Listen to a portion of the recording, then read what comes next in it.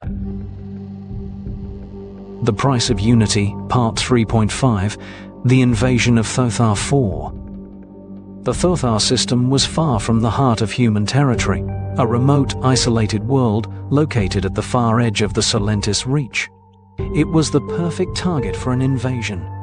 The human presence on Thothar IV was minimal, with only a few small cities scattered across the planet's frigid northern latitudes.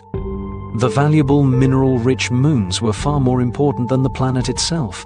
It seemed an easy conquest for any empire brave enough to take it. To the Zeroth Empire, a militant force on the galaxy's outer fringes, Thothar IV was a perfect prize.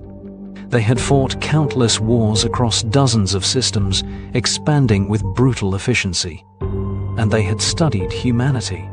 They knew the humans were fractured and divided. They assumed it would be simple to crush this remote colony and expand their influence. They were wrong.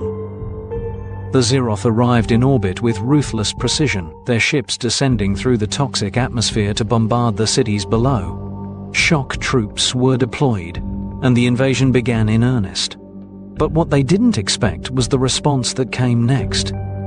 Within hours, human warships appeared in Thothar's skies, ships the Zeroth had not anticipated. The Chinese defense fleet arrived first, sleek warships designed for rapid engagement.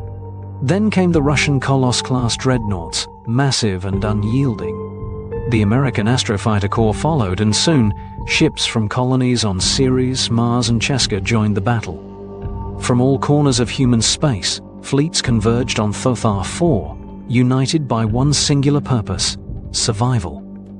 The Zeroth were overwhelmed not by sheer numbers but by the unexpected unity of humanity's defense. Ships from every human nation, every corner of humanity's vast territories, fought side by side in perfect coordination. It wasn't just their strategy, it was how they fought. The Chinese fleets wove through the skies with deadly precision. The Russian dreadnoughts delivered devastating blows with their massive kinetic weapons. The American fleets unleashed overwhelming barrages of missiles, while the smaller Ceres defense units harassed the invaders with unmatched agility. On the ground, the human response was just as devastating. Local militias, formed by civilians trained in self-defense, fought alongside professional soldiers, launching guerrilla strikes and overwhelming the Zeroth at every turn. Every human soldier fought like a veteran, their unity turning the tide of battle.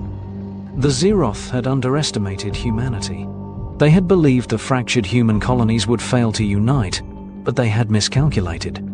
The Zeroth's invasion force was shattered, their fleet decimated, their ground forces scattered. By the time the dust settled, the humans had not only defended Thothar IV, they had shown the galaxy what they were capable of when they came together.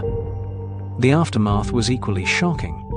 Across the galaxy, the Eterian Council and other species watched in stunned silence. Humanity, despite their fractious history, had come together as one, driven not by the strength of any one nation, but by the unbreakable bond of survival. Humanity had proven that when their survival was at stake, nothing could stand in their way. They had shown the galaxy that their fractured unity was not a weakness, but a terrifying strength. And as the galaxy's empires watched, one truth became clear. Humanity had already won. It was only a matter of time before the rest of the galaxy learned to fear them.